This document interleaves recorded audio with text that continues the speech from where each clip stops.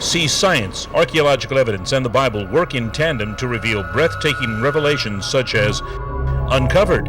Is Atlantis in the Bible? For centuries it has been considered a fantastic myth.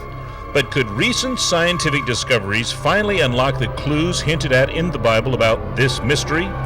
Never before seen revelations might prove that there was once an ancient society which flourished academically, socially, and even harnessed the power of the atom. Who were they? Where were their descendants? And where is Atlantis located now? This one will glue viewers to their seats. This fact and others, including matching rock formations which are found only on the eastern coast of Brazil and the western coast of Africa, match up perfectly.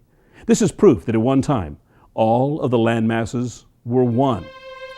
This shift of the Earth's crust over thousands of miles in a short period, some continental pieces moving closer to the equator and others moving farther away, immediately explains the mystery of the mammoths, which have been found quick frozen with undigested vegetation still in their mouths. Simply put, the humid air from the tropics that they were standing in as they grazed dropped suddenly so many degrees that it froze midair, turned to snow and ice, and entombed them before they could even fall over. Incredible, but true. So the canopy collapsed and the Earth cataclysmically changed.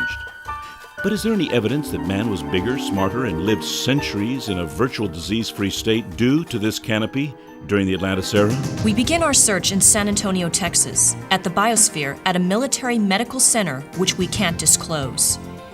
But the real scoop on the unexplainable, detailed by God Himself in this book, is happening in biospheres around the country like this one.